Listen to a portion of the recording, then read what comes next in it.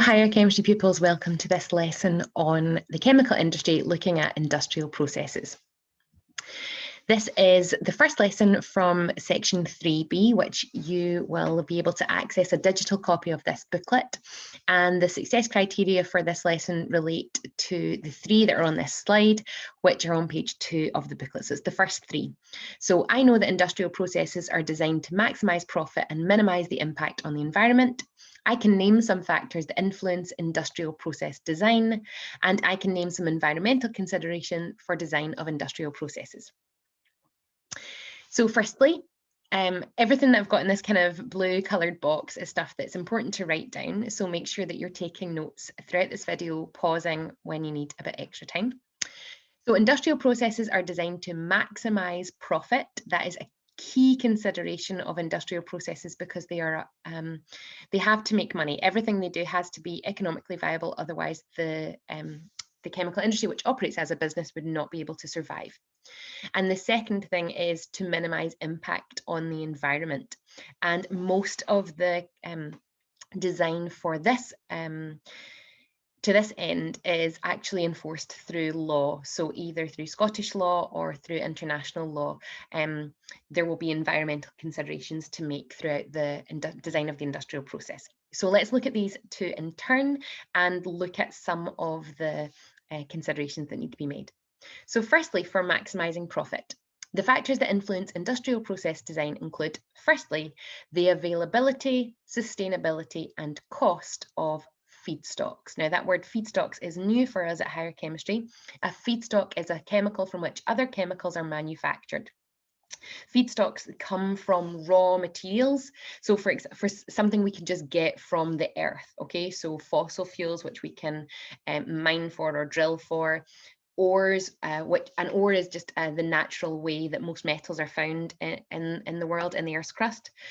Water and air. So that water could be like seawater or river water, and then air. Availability is how easily you can access it. Sustainability is how much you can keep going back for that same source. Okay, so something like air is much more sustainable than a fossil fuel or an ore. Okay, and then that raw material gets processed to separate out all the parts of it, which are then used as feedstocks, and those are the things that you have at the start of the reaction. Okay, so for example, with crude oil, so crude oil is drilled out of the ground, and then through fractional distillation, that crude oil is separated into the different parts, the different fractions. And remember, a fraction is a group of compounds that have similar boiling points. And so, for example, naphtha, which is one of the fractions, can be used as a feedstock in the manufacture of ethene, which is used in the plastics industry. Okay, so first thing is availability, sustainability, and then cost of these feedstocks, how expensive it is if we have to buy them or import them, or get them from another company. Okay.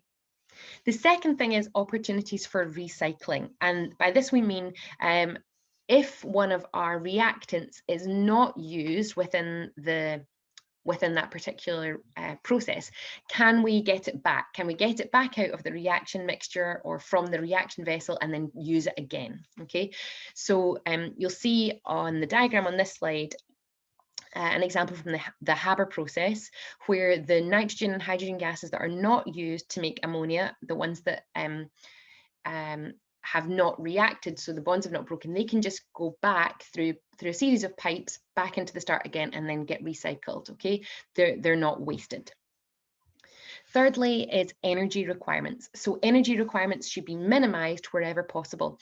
And that is about the cost that it would take, for example, to have heaters within your chemical plant, or to have vessels that can withstand or produce high pressure for gases, like highly pressurized containers.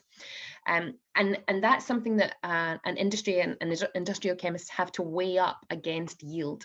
Okay, and we'll talk about this a little bit later when we discuss the concept of equilibrium, the sorts of trade-offs that chemists will have to make. So for example, raising the temperature will always increase rate of reaction for every reaction, but it might also increase the energy costs if the cost to heat up your plant or to heat up the reaction mixture is very significant. Okay, so it won't be economically viable. So that's one consideration. Another thing on this point is that if it's an exothermic reaction, then if you can manage to capitalize on that, if you can contain it or store that heat, then that can be really useful, because you can use the heat that's generated within a reaction to actually keep that reaction going at a higher rate. Fourthly is the marketability of byproducts. So a byproduct in chemistry is any secondary product that is not the product that you're intending on making, or the desired product. Okay, so in this diagram, you've got the different colors representing atoms, and you can see that we've got two products that are generated. And what chemists have to do is they have to say, well, what can we do with this other product, with this byproduct? Their options would be to sell it to another company, maybe possibly to use it themselves for another process, or have to dispose of it. And we'll talk about more disposing waste, but disposal of waste is always costly. So it would always be preferable to sell it. And then also the process should have the highest possible yield and the maximum atom economy. So percentage yield we've looked at as a calculation. We know how to calculate percentage yield, and that is going to be determined by the different the environment within for that reaction. So again, we'll talk about this a bit later when we learn about equilibrium, but percentage, we can influence the percentage yield through different factors.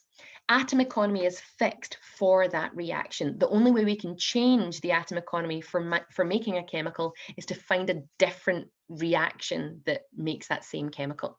Okay, so we're looking for high yield. So if we do the percentage yield calculation for those parameters, then we're going to get a high number, and we want maximum atom economy. Remember, the only way to get a 100% atom economy is to carry out a reaction where there's only one product and zero byproducts. Let's now look at the environmental impact that industrial chemists have to consider. So the first one is minimizing waste. Okay, that's really easy to understand, and basically, the best way that you can reduce your impact on the environment is to only make the product that you intend on making, and to ensure that as many of your reactants go towards making the product. So if you are following all of the things that have previously been outlined for minimizing waste in terms of maximizing profit, then this will also count for environmental impact. Okay. The second is avoiding the use or production of toxic substances. So not only do you have to think about, will one of your products be toxic, but also maybe any catalysts or any other product, any other chemical that you might be using in the process, making sure that it's not going to be toxic or harmful to the environment. This is something that's to do with the law. Chemists must treat any toxic waste that is generated in industrial processes. The treatment of industrial processes is really costly, so it's often cheaper to find an alternative route that's not going to generate those toxic chemicals. And those toxic chemicals can have an impact on the physical environment, causing harm to rivers and lakes, to fields, to the surrounding areas. It can also have an impact on aquatic life, particularly if this is runoff into streams and rivers from factories. It can have an impact on human health as well. So that's a really important consideration, and one that there's been a lot of high profile cases throughout history, but especially within the last sort of 50, 60 years of companies which have not taken on board that responsibility, particularly before it became a legal responsibility, and have taken shortcuts which have resulted in really quite significant damage to the environment and to health. And the final environmental impact is designing products which will biodegrade if appropriate. So if it's possible to create a product which can decompose, or that your byproducts will decompose, then that would be preferable to a product that would just stay around forever. Okay, so that's the final environmental impact consideration that industrial chemists will need to look at. That's all that we need to know. We just need to know these features, and you'll see if I show you the success criteria again. if you read carefully the bottom two, it's I can name some factors that influence industrial process design, and I can name some environmental considerations for design of industrial processes. So the way that these kind of success criteria are often tested is by giving you an example, a real world example of the creation of a chemical. You're not expected to have any prior knowledge of that specific process, but you use your knowledge of the considerations that the industrial chemists need to make and apply that to that context. So for example, looking at a diagram or a flowchart of a process and identifying where a product could be recycled, or naming byproducts, or maybe suggesting ways in which the environmental impact of that process could be reduced. Okay, so you're going to use this knowledge and apply it to a chemical of your choice from the instruction sheet that's given for the next part of the lesson.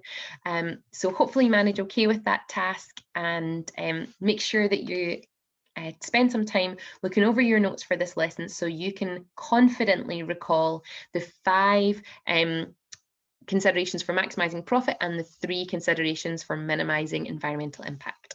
Thanks everyone, bye.